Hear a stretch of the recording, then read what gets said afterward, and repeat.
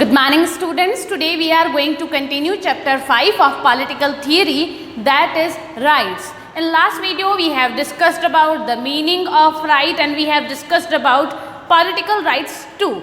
Students, आज हम लोग बात करने जाएंगे कल्चरल राइट्स के बारे में, civil rights and some economic rights also.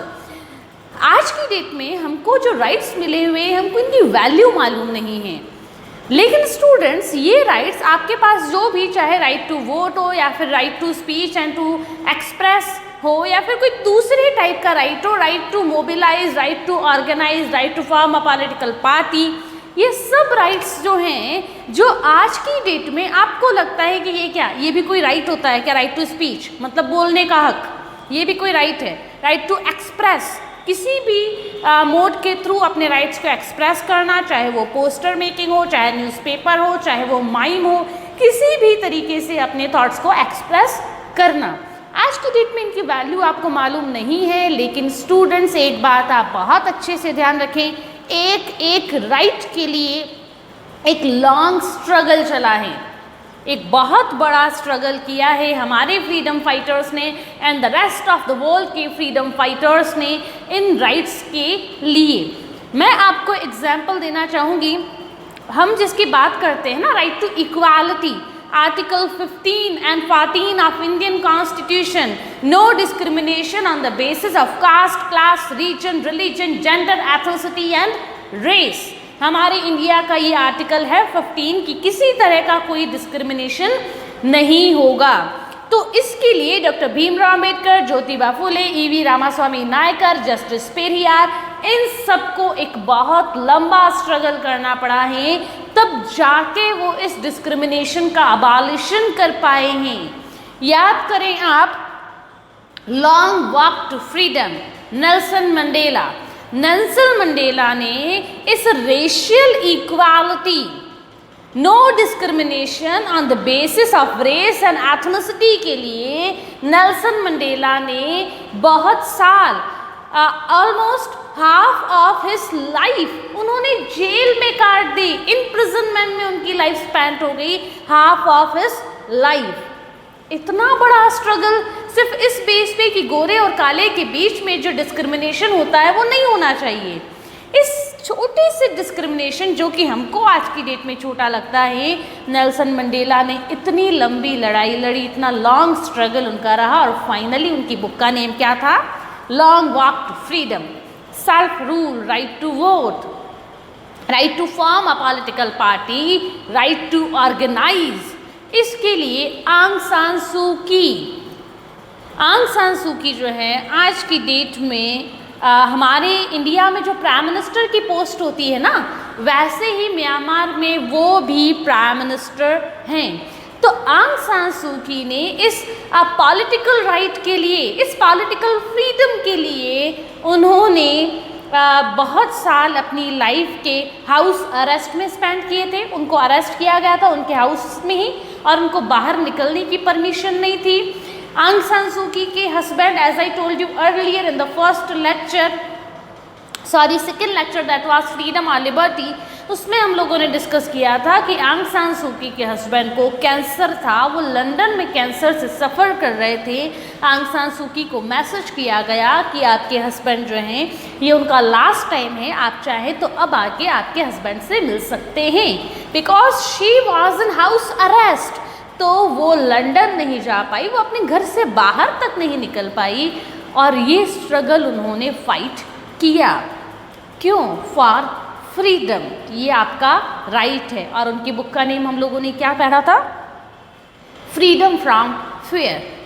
बताना मैं आपको ये चाह रही हूँ कि राइट्स भले आपको लगता हो आज की डेट में जिनकी आप कद्र भी नहीं करते हैं इतनी, ये राइट्स जो है वो ईयर्स की एक बहुत ही hard, rough and tough struggle के बाद आपको मिले हैं. क्योंकि स्ट्रगल आपने नहीं किया है, इस वजह से इसकी वैल्यू आप नहीं जानते हैं. जिन्होंने स्ट्रगल किया था वो इसकी वैल्यू जानते थे. हम लोग कंटिन्यू करने जा रहे हैं सिविल राइट्स के बारे में. कल मैंने आपको बताया था ना कि कुछ राइट्स ऐसे भी होते हैं जो आपको किस बेस पर मिलते हैं? On the basis of your citizenship. आप जिस कंट्री के सिटीजन और सिविलियन होंगे उस कंट्री के राइट आपको मिलेंगे।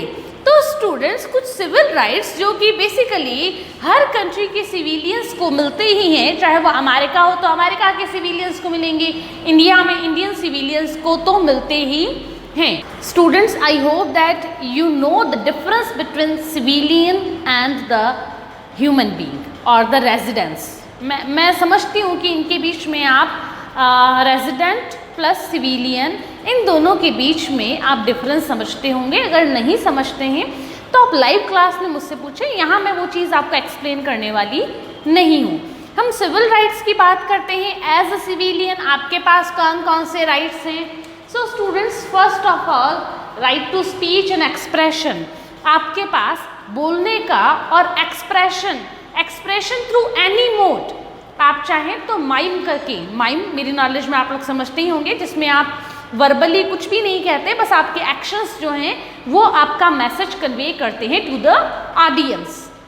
तो आप चाहें तो बोल के, आप चाहें तो थ्रू माइम, आप चाहें तो थ्रू ड्राइंग, स्केचिंग, पेंटिंग, किसी और तरीके से आप चाहे तो रैली निकाल लो अपने थॉट्स को एक्सप्रेस करने के लिए। ठीक है, आप किसी भी मोड को यूज़ कर सकते हैं to express your thoughts and this is your civil right. ये राइट जो है हम आउटसाइडर्स को नहीं देते हैं। इंडिया में मान लो अमेरिकन कुछ टूरिस्ट यहाँ पे आए हुए हैं और 2 साल से टूरिस्ट इंडिया में ही रह रहे हैं, तो उन टूरिस्ट के पास ये राइट नहीं होगा। ये राइट किसके पास होगा? जिसके पास इंडिया की सिटीजनशिप होगी। Next is free and fair trial. Free and fair trial का मतलब क्या है? ट्रायल का मतलब होता है कि इफ़ इन केस अगर रजनी को अरेस्ट कर लिया गया है तो रजनी का फ्री एंड फेयर ट्रायल होगा। मतलब मेरी बात सुनी जाएगी और जो प्रोसेस यूज़ किया जाएगा, जो भी प्रोसीजर होगा वो बिल्कुल फ्री होगा, फेयर होगा, ट्रांसपेरेंट होगा। फ्री एंड फेयर का मतलब क्या है ये समझें। फ्री मतलब होता है कि किसी भी तरह का प्रेशर उस पर नहीं होगा। ठीक है, मान लो कोई ऑफिशियल जो है वो प्रेशराइज कर रहे हैं कि नहीं रजनी के अगेंस्ट कोई action low, even though Rajni is innocent, ऐसा नहीं होगा। नेक्स्ट इज फेयर, वो ट्रांसपेरेंट होगा, मेरे साथ जस्ट होगा, न्याय होगा। तो इस तरह का प्रोसीजर यूज़ किया जाएगा इन केस अगर रजनी को अरेस्ट किया जाता है, फिर रजनी पर कोई केस फाइल किया जाता है। Right to express dissent, actually students ये बहुत इंपॉर्टेंट है। राइट टू एक्सप्रेस डिसेंट ये क्यों इंपॉर्टेंट है? क्योंकि ब्रिटिश एरा में हम लोग देखें तो हमारे पास ये राइट नहीं था और जो भी डिसेंट शो करता था उनको कई बार अरेस्ट कर लिया जाता था। Just an example, Jallianwala Bagh massacre की अगर हम लोग बात करें तो आपको मालूम होगा कि रॉलेट एक्ट के against they were protesting eight there, और क्योंकि वो किसी लॉ के अगेंस्ट अपने डिसेंट शो कर रहे हैं। डिसेंट का मतलब दे आर नॉट एग्री, तो किसी लॉ के अगेंस्ट वो अपनी डिसेंट शो कर रहे हैं, तो उस डिसेंट के अगेंस्ट ब्रिटिश गवर्नमेंट ने क्या किया? शूट आउट, मैस लेवल पर उन्होंने मैसेकर किया, मार दिया सबको। तो ऐसा होता था, लेकिन because we are living in a democratic country and a democratic era, हमारे पास एक कॉन्स्टिट्यूशन है and since we are civilian of India, तो हमें पूरा राइट है कि हम अपनी डिसेंट शो करें और जहाँ पॉसिबल हमको लगता है, जहाँ फेयर लगता है कि नहीं हमको अपनी वॉइस रेस करनी चाहिए, हम लोग गवर्नमेंट को क्रिटिसाइज भी करते हैं। और क्रिटिसाइज करने के लिए मैं आपको एक एग्जाम्पल देने वाली हूँ, that is of Shaheen Bagh protest. Students as we all know कि बिफोर इम्पोजिंग द लॉकडाउन, आपको मालूम होगा दिल्ली में एक प्रोटेस्ट हुए थे जिसमें कि सिटीजनशिप अमेंडमेंट एक्ट के अगेंस्ट जो कुछ लेडीज़ थी, कुछ नहीं, नंबर उनका बहुत ज़्यादा लार्ज था, हंड्रेड्स ऑफ लेडीज़ जो थी वो वहाँ पे प्रोटेस्ट कर रही थी एट शाहीन बाग रोड। और इस प्रोटेस्ट की वजह से, प्रोटेस्ट कितना सीवियर था स्टूडेंट आप समझें, कितना इंटेंसिव था कि इस प्रोटेस्ट की वजह से दिल्ली में CBSE ने अपने एग्ज़ाम कैंसिल कर दिए। दिल्ली का एक पार्ट, मैं पूरे दिल्ली की बात नहीं कर रही हूँ, लेकिन हाँ दिल्ली का जो सदर्न पार्ट है और थोड़ा सी ईस्टर्न पार्ट है वहाँ पे एग्ज़ाम कैंसिल हो गए। एग्ज़ाम क्यों कैंसिल हुए? क्योंकि जिस रोड से बच्चे आते जाते थे उस रोड को ब्लॉक कर दिया, बच्चों के एग्ज़ाम कैंसिल। वायलेंस भी हुआ था दैट टाइम, लेकिन हमारी कंट्री में वायलेंस तो नहीं, but yes peaceful dissent is permitted, बिल्कुल परमिशन है उसकी, आप चाहें तो डिसेंट शो कर सकते हैं। इसी वजह से तो आपने देखा होगा कई लोग भूख हड़ताल करते हैं और अदर तरीके और अदर मोड्स भी वो यूज़ करते हैं टू एक्सप्रेस देयर डिसेंट। आगे बात करें students, what is the relationship between political rights and basic needs. अभी तक हम लोगों ने सिविल राइट्स के बारे में पढ़ा, हम लोगों ने पॉलिटिकल राइट्स के बारे में भी पढ़ा इन द प्रीवियस वीडियो।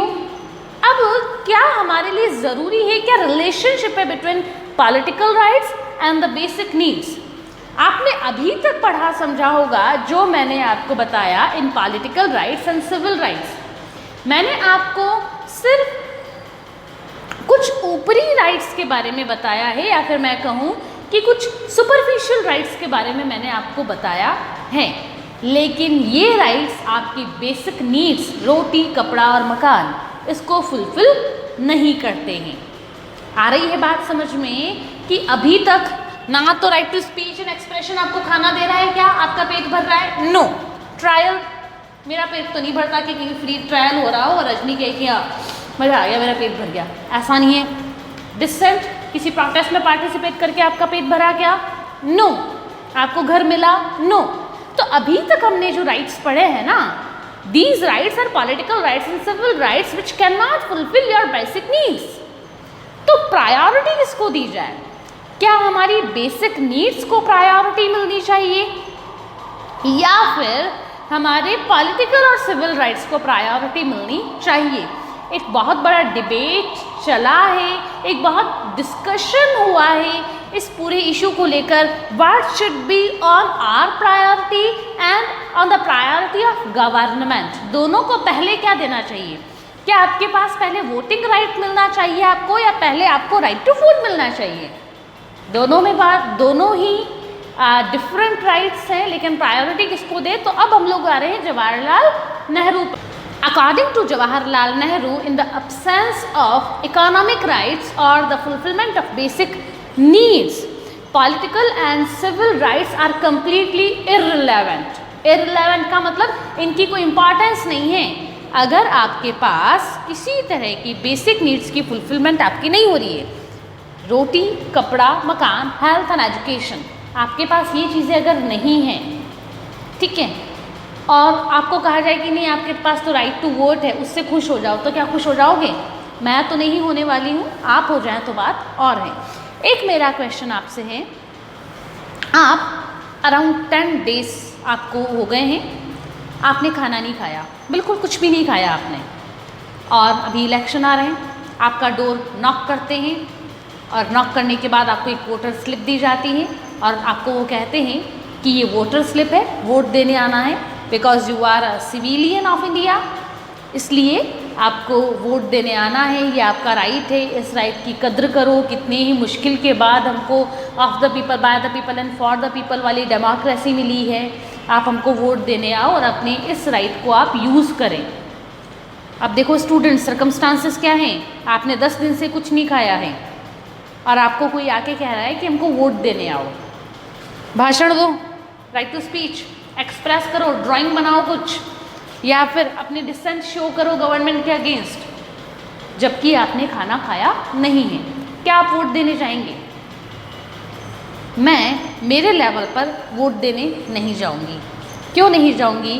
क्योंकि एक हंग्री पर्सन के लिए सबसे इम्पॉर्टेंट है ब्रेड एंड मील, उसको खाना चाहिए, उसे किसी दूसरी बात से कोई मतलब नहीं है। आप अपने ऊपर भी इम्प्लीमेंट करके देखें ना कि 10 दिन से भूखे होने के बाद आप क्या वोट देने जाएंगे? क्या आपका मन करेगा वोट देने जाने का? नहीं करेगा। इस वजह से जवाहरलाल नेहरू और अदर जो भी हमारे यहाँ की फ्रीडम फाइटर्स रहे हैं, थिंकर्स रहे हैं, उन्होंने माना है that economic rights and the basic needs are more on priority for government and for individual too. आगे कंटिन्यू करें हम लोग। अब आते हैं इकोनॉमिक राइट्स पर कि इकोनॉमिक राइट्स क्या है। सबसे पहला, गेटिंग बेसिक फैसिलिटीज और the fulfilment of basic needs. Economic rights में सबसे पहला राइट आता है कि आपको कुछ बेसिक फैसिलिटी मिले। अब बेसिक फैसिलिटी में स्टूडेंट्स क्या आता है? Your food, health, shelter, education, cloth and other needs, जिससे कि आप एक डिग्निफाइड लाइफ स्पेंड कर सको।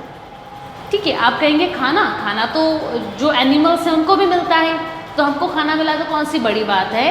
तो बेसिक फैसिलिटीज़ में सिर्फ फूड, हेल्थ, शेल्टर, एजुकेशन के अलावा वो सारी चीज़ें आती हैं, वो सारी फैसिलिटीज़ इसमें इंक्लूडेड हैं जो कि आपकी एक डिग्निफाइड लाइफ के लिए ज़रूरी हैं। That is mandatory for a dignified life for you. तो क्या ज़रूरी है? इट इज़ वेरी मैंडेटरी कि आपको इन सब के अलावा अपनी एक रिस्पेक्टिव इक्वालिटी मिले। कोई आपके साथ बहुत डिस्क्रिमिनेशन करता है, गालियाँ दे रहा है, अब्यूजिंग वर्ड्स यूज़ कर रहा है और फिर आपको रोटी दे रहा है, आपको रोटी अच्छी लगेगी? आपको वो ब्रेड और मील अच्छा लगेगा? बिल्कुल अच्छा नहीं लगेगा। तो डिग्निफाइड लाइफ के लिए ज़रूरी है थोड़ी बहुत लिबर्टी हो, थोड़ी इक्वालिटी हो। तो इन सब के अलावा कुछ ये राइट्स भी हों, तब आपकी लाइफ कैसी होगी? एक डिग्निफाइड लाइफ होगी। Next is right to social security. आपके पास सोशल सिक्योरिटी भी हो। अब सोशल सिक्योरिटी का मतलब स्टूडेंट्स क्या होता है, मैं एग्जाम्पल के थ्रू स्टूडेंट्स आपको एक्सप्लेन करने की कोशिश। Social security is an economic aid which is provided by government, और किसको प्रोवाइड की जाती है? To the deprived class. तो जो डिप्राइव्ड क्लास है, just like your SC, ST, OBC, minority, ये हो गए योर लेडीज़ हो गई, women community, children, physically disable people, ये सब क्या है? These are deprived. अब इनके लिए गवर्नमेंट क्या करेगी? Widow also, single mother also और सिंगल लेडी। तो ये क्या हैं? These are deprived. वो डिप्राइव्ड हैं, वो लोअर स्टेज पर मानी जाती हैं कि इनकी स्टेटस जो है वो इकोनॉमिक स्टेटस अच्छी नहीं है। तो इसके लिए क्या करना चाहिए? गवर्नमेंट को पेंशन देनी चाहिए, गवर्नमेंट को स्कॉलरशिप देनी चाहिए, गवर्नमेंट को रिजर्वेशन देना चाहिए। तो in form of scholarship, pension, reservation and other quotas government जो भी करती है फॉर दैट डिप्राइव्ड क्लास, वो कहलाएगी सोशल सिक्योरिटी। रजनी के पास खाना नहीं है, ठीक है, राइट टू फूड, 2 रुपीज़ पर केजी रजनी को वीट मिल जाएगा, अवेलेबल रहेगा रजनी के लिए, ठीक है। रजनी के पास हेल्थ नहीं है, सोशल सिक्योरिटी है, और सोशल सिक्योरिटी के थ्रू रजनी को कुछ ना कुछ तो स्कॉलरशिप मिलेगा या फिर दूसरे बेनिफिट्स मिलेंगे। अब स्टूडेंट्स हम लोग बात करने जा रहे हैं कल्चरल राइट्स की, और कल्चरल राइट्स के बाद हम लोग कंटिन्यू करेंगे हमारे ह्यूमन राइट्स। कल्चरल राइट्स में स्टूडेंट्स अगर हम लोग बात करके देखें तो इसमें वो सारे राइट्स आएंगे जो कि आपका culture means your living style, उसको मेंटेन करें, आपकी लेगेसी को पास ऑन करने में हेल्प करें टू द अदर जनरेशंस और द कमिंग जनरेशंस। ये सारे आपके जो पॉइंट्स हैं आपकी पर्सनल लाइफ से रिलेटेड हैं, वो आएंगे आपके कल्चरल राइट्स में। ऐसा क्यों आया, ये राइट क्यों ऐड किया गया, क्या इस राइट के बिना हमारा काम नहीं चल सकता था? तो स्टूडेंट्स दिक्कत ये है कि अर्लियर कल्चरल राइट्स नहीं हुआ करते थे इन द मुगल एम्पायर और in the other empires too. होता यूँ था, जो मुगल एम्पायर लास्ट था मुगल एम्पायर, इसलिए मुझे बार बार वही याद आता है। मैं दूसरे एम्पायर्स के बारे में भी आपको एग्जाम्पल दे सकती हूँ। सो स्टूडेंट्स, अगर हम एम्पायर्स की बात करें तो उसमें होता क्या था कि एक एम्पायर ने जैसे ही दूसरे एम्पायर को कॉन्कर किया, तो कॉन्कर करने के बाद उसकी जो property in form of land and other money जो था वो ले ही लेते थे, वो अक्वायर कर लेते थे। इसके अलावा ये जो कॉन्करर है, ये क्या करता था कि जो भी एम्पायर है जिसको डिफीट मिली है, उस लूज़र एम्पायर जो है उसके ऊपर अपना कल्चर इम्पोज करता था।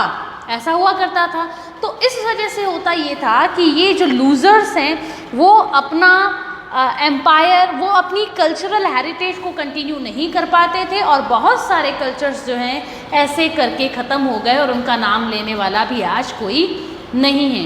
माना जाता है, मुझे तो हिस्ट्री में पढ़ा है मैंने, ऑथेंटिसिटी कितनी है वो तो हिस्ट्री के टीचर ही हम लोगों को बता पाएंगे, लेकिन मेरी नॉलेज में दिल्ली को अराउंड 17 और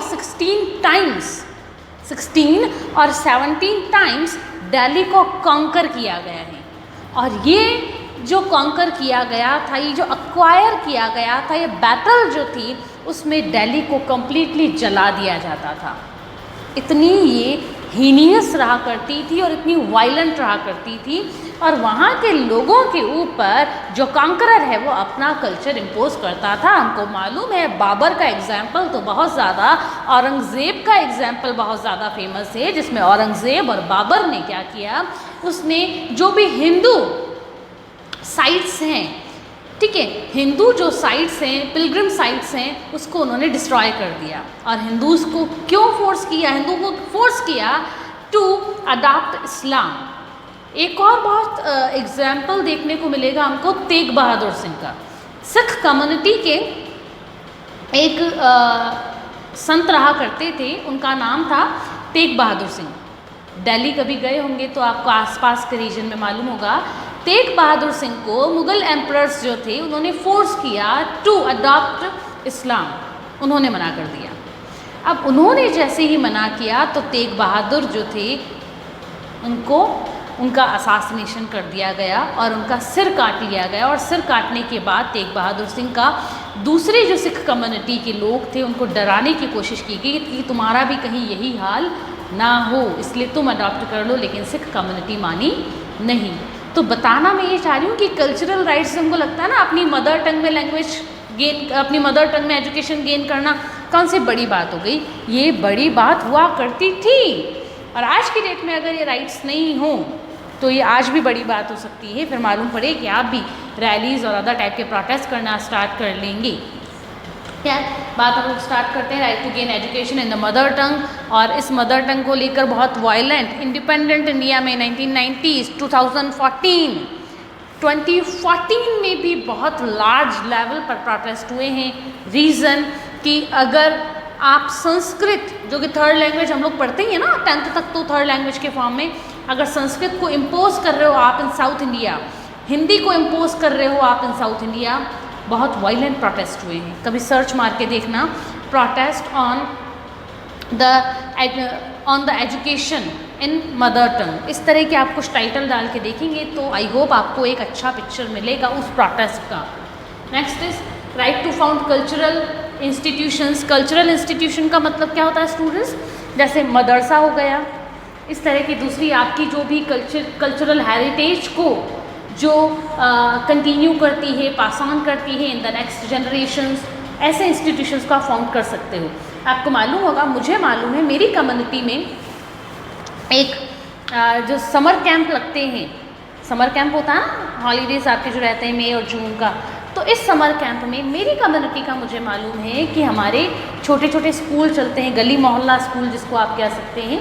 उन गली मोहल्ला स्कूल्स में उन बच्चों को हमारी मदर टंग सिखाई जाती है, क्योंकि आज बच्चा मदर टंग भूल रहा है, तो उन बच्चों को मदर टंग सिखाई जाती है कि आपका मदर टंग के अलावा उनको अपना कल्चर से भी इंट्रोड्यूस करवाया जाता है कि ये हमारे एंसेस्टर्स रहे हैं, इनका नाम ये है, इन्होंने क्या सेक्रीफाइसेस किए थे, और इसके अलावा हमारा ये कल्चर है, हमको ऐसा कल्चर फॉलो करना चाहिए। तो इस तरह का उनका भी सोशलाइजेशन होता है इस तरह की इंस्टीट्यूशंस में। तो ये रह गए हमारे कल्चरल राइट्स, मैंने आपको बहुत ब्रीफली बताया है। ब्रॉड डिस्कशन करने बैठेंगे तो 2 घंटे निकल जाएंगे। हम 11th क्लास में, हमारी ज़रूरत है नहीं कि हम 2 घंटे बैठ के कल्चरल राइट्स ही पढ़ें। ब्रीफली जितना अभी ज़रूरी है हम लोग पढ़ चुके हैं। Now we are moving on human rights. अब ह्यूमन राइट्स क्या है students? Human rights are those rights which are provided to any human being, to every human being irrespective of his और हर सिटीजनशिप स्टेटस। आ रही बात समझ में? Human rights are those rights which are provided to every human being since he or she is human being irrespective of their citizenship status or the civil status। मतलब आप अगर America जा रहे हैं, आप ब्रिटेन जा रहे हैं, आप जर्मनी जा रहे हैं, आप पाकिस्तान भी जा रहे हो भले, ठीक है, आप चाइना जा रहे हो, चाइना के साथ हमारे रिलेशनशिप कैसे हैं आज की डेट में? वर्स्ट। पाकिस्तान के साथ हमारे रिलेशनशिप कैसे हैं आज की डेट में? वर्स्ट। लेकिन फिर भी Rajni is a civilian of India और रजनी पाकिस्तान गई है, ठीक है, I am not a civilian of Pakistan, लेकिन फिर भी वहाँ मुझे कुछ वहाँ पे मुझे कुछ राइट्स मिलेंगे, ठीक है, कुछ एसेंशियल राइट्स मिलेंगे, just like food, health, shelter, इस तरह के मुझे राइट्स मिलेंगे। और ये राइट्स क्या कहलाएंगे? सिक्योरिटी टू, वो मेरी सिक्योरिटी उनके ज़िम्मे है। Security is also a human right. तो सिक्योरिटी भी मेरी किसके ज़िम्मे है? पाकिस्तान की गवर्नमेंट के। Even though I am a civilian of its enemy country, Pakistan की एनिमी कंट्री इंडिया मानी जाती है, मैं वहाँ की सिविलियन हूँ, लेकिन फिर भी मेरा प्रोटेक्शन किसकी जिम्मेदारी? पाकिस्तान की। Why? Because my life, liberty and property is a natural right. ठीक है, ये मेरे नेचुरल राइट्स हैं। मेरी लाइफ नेचुरल राइट है, भगवान ने दी, भगवान ही लेगा। कोई गवर्नमेंट को, किसी गवर्नमेंट को, गवर्नमेंट ऑफ एनी कंट्री, किसी के पास राइट नहीं है कि वो मेरी लाइफ मुझसे छीने। No one. Freedom, I am born free, मैं फ्री पैदा हुई हूँ। हम सब फ्री, हमारा बर्थ जो है वो फ्री हुआ है। ठीक है, इस वजह से हमारी फ्रीडम को भी छीनने का किसी के पास हक नहीं है, ये भी नेचुरल राइट है। हमारी प्रॉपर्टी हमने खुद ने अक्वायर की है, कोई फ्री में थोड़ी दे के गया हमको, तो ये भी हमारी अपनी है, किसी के पास हक नहीं है कि वो हमसे ये चीज़ें छीने। तो क्योंकि ये तीनों चीज़ें, क्योंकि ये हमारी नेचुरल हैं, गॉड गिफ्टेड हैं, ठीक है, हमने खुद ने अक्वायर की है कुछ चीज़ों को, तो ये चीज़ें किसी गवर्नमेंट की ताकत नहीं है कि वो इनको छीने। और ऐसी चीज़ों को नाम दिया गया, ऐसे राइट्स को नाम दिया गया है human rights. Irrespective of your civil status आपको वो राइट मिलेगा। ऐसा नहीं कि रजनी अमेरिका जाके रहने लगी, even though Rajni is a civilian of India, Rajni America जाके रहने लगी 1-1.5 साल से, और अमेरिका के लोग रजनी को मार के चले जाए, अमेरिका की गवर्नमेंट केस फाइल नहीं करे, अमेरिका की गवर्नमेंट कहे कि नहीं मरने दो, हमारा सिविलियन थोड़ी है, ऐसा नहीं करेगी। रजनी को अगर खाना नहीं मिलेगा तो अमेरिका की गवर्नमेंट रजनी को खाना देगी, because right to live is my natural right. मुझे ज़िंदा रहना है, ये मेरा नेचुरल राइट है। और ये राइट मुझे कौन, इस राइट के लिए जो भी रिक्वायरमेंट्स होगी, जो भी सर्कमस्टांसेस होंगी, कौन फुलफिल करेगा? गवर्नमेंट, भले किसी भी कंट्री के गवर्नमेंट हो तो वो फुलफिल करेगी। ह्यूमन राइट्स जो थे उसका कंसेप्ट नया नहीं है, कंसेप्ट पुराना है, लेकिन गवर्नमेंट्स जो हैं उन्होंने इसको एज अ ह्यूमन राइट, किसी ने एक्सेप्ट किया था, किसी ने नहीं किया था। लेकिन हाँ स्टूडेंट्स, 1946 में यूएनओ आपने नाम सुना ही होगा, यूनाइटेड नेशंस ऑर्गेनाइजेशन, ठीक है, यूनाइटेड नेशंस ऑर्गेनाइजेशन। ये कब बना?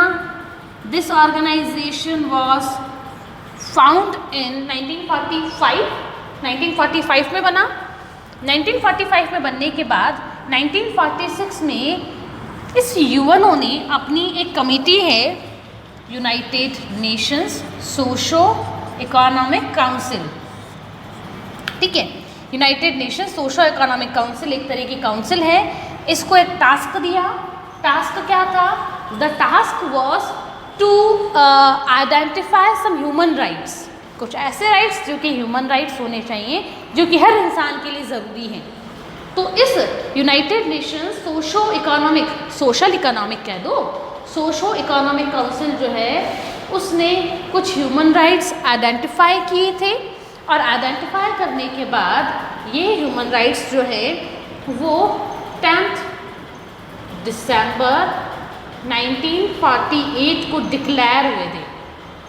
डिक्लेयर कब हुए? As a charter. उन्होंने पूरी लिस्टिफाई कर दी कि देखो ये राइट्स तो मिलने चाहिए हर इंसान को, भले वो आतंकवादी हो, लेकिन उसको मिलना चाहिए ये राइट। अब मैं अगर टेररिस्ट टर्म यूज़ कर रही हूँ तो आप समझो कि कितने ब्रॉड राइट्स है ये, कि भले कोई टेररिस्ट भी हो उसको भी राइट तो मिलेगा, उसको भी हम भूखा नहीं छोड़ेंगे। तो स्टूडेंट्स 10 दिसंबर 1948 को उसका पूरा एक लिस्ट, उस लिस्ट को कहते हैं चार्टर। ये चार्टर इम्प्लीमेंट हुआ और आज की डेट में इसको क्या कहते हैं? Universal declaration of human rights या फिर यूनिवर्सल ह्यूमन राइट्स। तो ये है ह्यूमन राइट्स की एक brief history. Students, this is the end of this video also, and with this chapter we are concluding or we are completing our syllabus of half-yearly examination. In next video we will start a new chapter for our annual examination. Till then keep learning and keep revising the syllabus. Goodbye.